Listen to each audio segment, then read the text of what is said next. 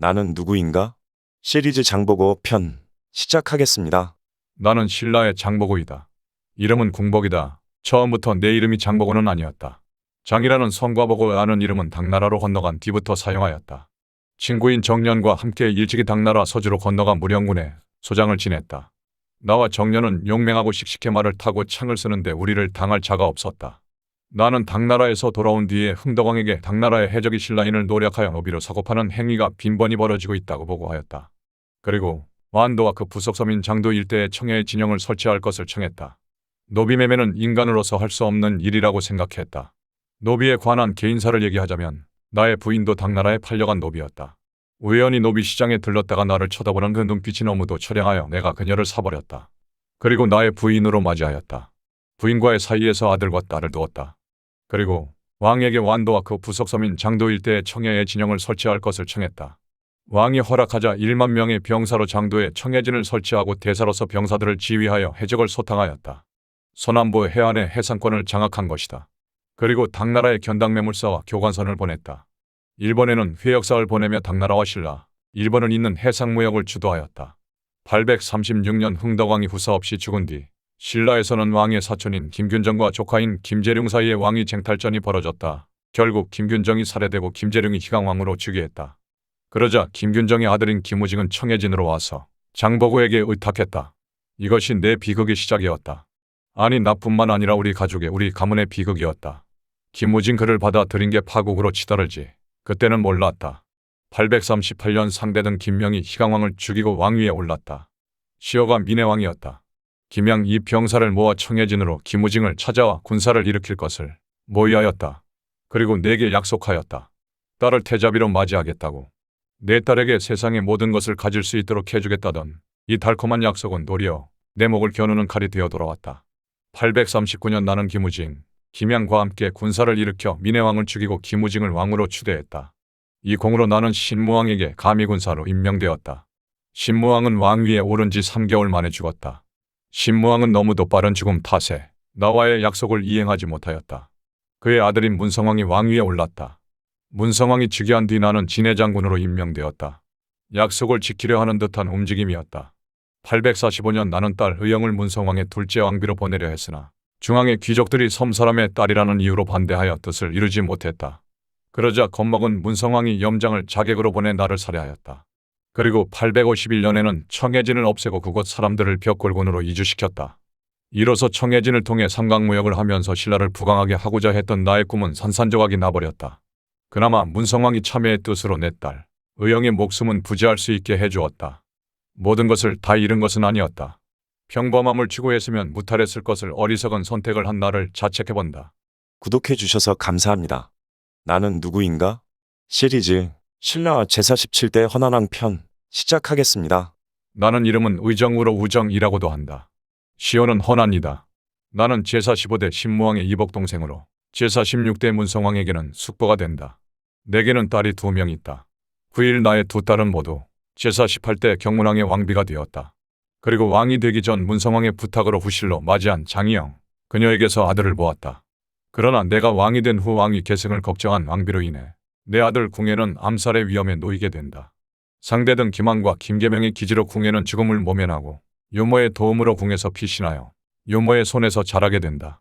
장희영이 궁궐에 살면 2명의 목숨이 위태롭기에 의영은 옛 청해진 근처의 암자에서 살아가게 되었다. 장희영의 목숨을 담보로 안게 된 왕위였는데 일이 꼬이고 만 것이다.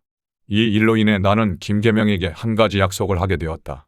그의 아들 김웅념을 그 다음 왕으로 추대하겠다는 약속 말이다. 단, 내게도 조건이 있었다. 나의 딸이 왕비가 되는 것이다. 그리고 더 이상의 후궁은 드리지 않는다는 조건이었다.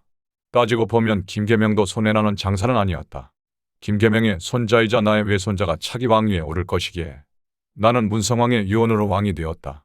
문성왕은 태자는 죽었으나 손자가 있었기에 손자에게 왕위를 물려주고 태후로 하여금 섭정하게 하는 방법도 있었으나 장보고와의 의리를 생각하여 그 다음 왕위를 내게 넘긴 것이다. 위독한 가운데서도 장보고의 딸 장희영을 지키고자 한 문성왕의 유언으로 나의 이야기를 마무리하려 한다. 과인이 미미한 자질로 높은 자리에 처하여 위로는 하늘의 죄를 짓지 않을까 두려워하고 아래로는 백성들에게 실망을 주지 않을까 걱정하였으니 밤낮으로 깊은 물과 얇은 얼음을 건너는 듯 전전긍긍하면서도 세 명의 재상과 여러 신하의 보좌에 힘입어 왕위를 유지했다. 이제 나는 갑자기 병에 걸린 지 열흘이 지났으니 정신이 혼몽하여 아침 이슬보다 빨리 세상을 떠날지도 모르겠다. 선조로부터 내려오는 사직에는 주인이 없을 수 없으며 국가의 정치에 관한 모든 사무는 잠시라도 패할 수 없다. 돌아보건대 서불안 의정은 선왕의 손자요 나의 숙보이다. 그는 효성과 우애가 있고 명민하여 관호하고 인자하여 오래도록 재상의 직에 있으면서 왕의 정사를 도왔으니 위로는 종려를 받들 만하고 아래로는 창생을 기를 만하다. 이에 나는 무거운 책무에서 벗어나 어질고 덕 있는 이에게 그것을 맡기려 하는 것인바. 그것을 부탁할 적임자를 얻었으니 다시 무슨 여한이 있으랴. 살고 죽는 것과 시작하고 끝맺는 것은 만물의 위대한 기약이요 오래 살고 일찍 죽는 것은 천명이 부여하는 정해진 몫이다. 세상을 드는 자는 하늘의 이치에 이르는 것이니 세상에 남는 자가 지나치게 슬퍼할 필요는 없다. 너희 여러 신하는 힘을 다하여 충성할 것이며 가는 사람을 장래 지내고 살아있는 사람을 섬김에 있어서도 예절을 어기지 말 것이다. 나라 전체에 포고하여 나의 뜻을 분명히 알게 하라. 구독해 주셔서 감사합니다. 반갑습니다. 나는 누구인가? 시리즈입니다. 이번에는 신라 경문왕 편입니다.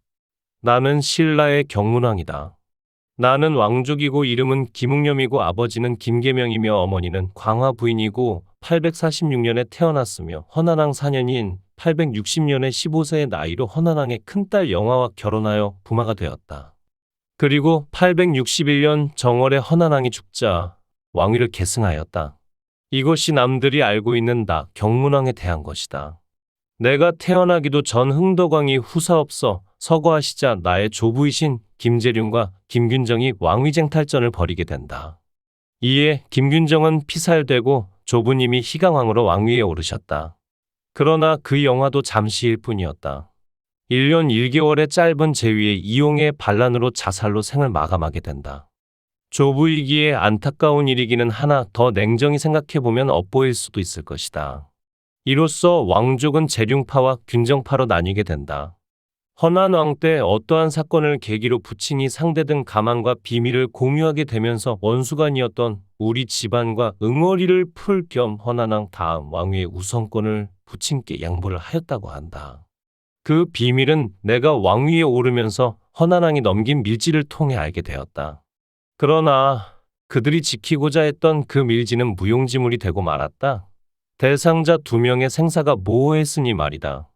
나는 부마가 되기 전 흥륜사 스님께 답답함을 호소하고자 찾아갔으나 스님은 운명을 받아들이라 하셨다. 그리고 화랑으로서 화랑옥의 중사친 이후에 덕목으로서 부모님의 뜻을 받들어 효로서 부모님을 섬기라는 말을 실천하였다. 나는 자유로움을 추구했고 소박하고 행복한 삶을 살고 싶었으나 권력욕이 강한 부친의 야망에 의해 왕이 되었으며 자식 3명 모두 왕이 되는 남들의 기준에서는 최고의 영광인 영광을 누리게 되었다. 신라의 왕으로는 꽤 오랫동안 왕노릇을 했다. 14년 6개월이나 왕의 이름으로 살았으니 말이다. 나름대로 백성의 뜻을 살피고자 하였고 신하들에게 공손하려 했으며 나름대로의 의지로 정치를 하려 하였으나 재위기간 무려 3차례나 반란이 일어났다. 이로써 나의 방법이 나의 만족이었지 정치에서의 해결책은 아니라는 생각에 나는 임금으로서 권위를 세우고자 다른 마음을 가지게 되었다. 그리고 신하들의 간섭과 농단에서 벗어나고자 귀를 막고 두건을 쓰고 다니기도 하였다. 그러자 그들은 나를 폄하하고자 임금님 귀는 당나귀 귀 같다 라는 유언비어를 만들어냈다. 이에 질세라 나도 유치한 방법이지만 그들을 따라하기로 했다. 임금님, 방에는 뱀이 산다. 임금님은 뱀이랑 같이 주무신다. 라고 말이다. 이것은 그동안의 반란으로 위험에 노출되었던 내가 나의 안전을 도모하고자 취했던 방법이었다. 그래서 그나마 14년이라는 기간 동안 왕위를 유지할 수 있었던 것 같다. 후세에 있을 나에 대한 평가에는 그리 신경 쓰지 않는다. 다만 나는 부귀보다는 소박함을 원했고 영광보다는 단촐한 행복을 원했으나 가문의 뜻을 저버리지 못한 삶을 살면서 혼란의 시대에 최선을 다해 살았다고 생각한다. 구독해 주셔서 감사합니다. 나는 누구인가 시리즈 신라 제49대 헌강왕 편 시작하겠습니다. 나는 신라의 제49대 헌강왕이다. 이름은 정이다. 경문왕의 장자이고 정강왕의 형, 진성여왕의 큰오빠이다. 나는 14세의 나이로 왕이 되었고 서자인 아들이 한 명 있어 훗날 효공왕이 된다. 나의 딸 둘은 신덕왕의 왕비 의성왕후가 되고 경순왕의 어머니 계아태후가 된다. 어느 날 나는 월상루에 올라가 민가를 바라보면서 깜짝 놀라 시중 민공에게 묻기를 내가 듣건대 지금 민간에서는 짚이 아닌 기와로 지붕을 덮고 나무가 아닌 연기가 나지 않는 수추로 밥을 짓는다 하니 과연 그러한가? 민공은 저도 일찍이 그렇다는 말을 들었습니다. 라고 대답했다. 왕께서 즉위하신 이후로 음양이 조화를 이루고 바람과 비가 순조로워서 해마다 풍년이 들고 백성들은 먹을 것이 넉넉하며 병경이 안정되고 시정이 즐거워하니 이는 임금의 어진 덕으로 이루어진 것입니다. 민공의 말에 나는 내심 기뻤지만 이는 여러 신하들의 도움 때문이지 짐에게 무슨 덕이 있겠는가? 라고 말했다. 선왕인 아버지 경문왕께서 왕위 쟁탈 전에 혼란 시국을 마감하며 나라의 안정을 꾀한 노력의 결말을 내가 맞이하여 나의 재위 시에 신라는 나름 태평성대를 누렸다. 나도 이러한 평화에 만족하며 큰 걱정 없이 지냈다. 성 안에 초가집은 하나도 없고 집에 처마와 담이 이웃집과 서로 연해 있었다. 또 노랫소리와 피리 부는 소리가 길거리에 가득 차서 밤낮으로 끊이지 않았다. 백성들의 삶도 그런대로 평온하였다. 885년 당나라에서 유학 중이던 최치원이 귀국해서 자신이 당나라에서 썼던 개원필경을 비롯한 여러 책을 나에게 바쳤다. 예전부터 골품제 문제로 안타깝게 생각하던 육두품들에게도 자색 공복을 내려주며 진골만 역임할 수 있었던 관직을 주기 시작하였다.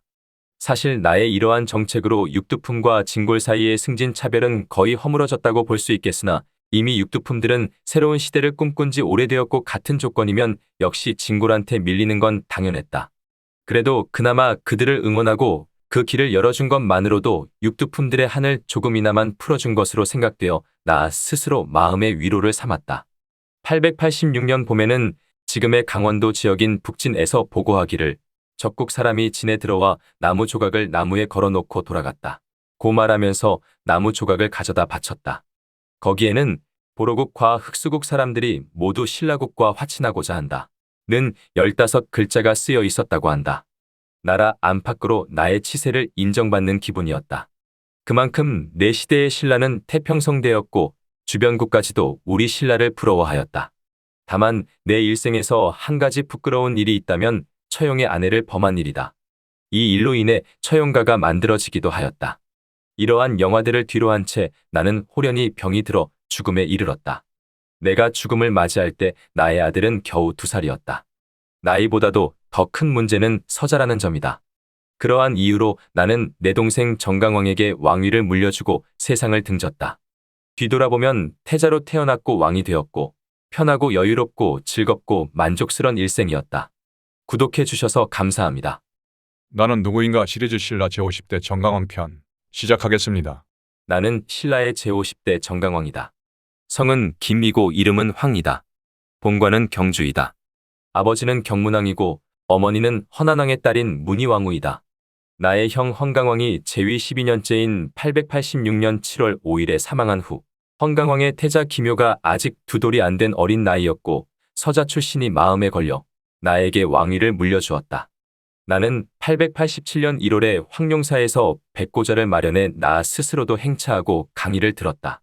나는 이찬준흥을 시중으로 임명하여 조정을 꾸렸지만 즉위년에 서쪽 지방에 심한 가뭄이 들어 흉년이 닥쳤다. 백성이 동요하고 상황이 좋지 못했다.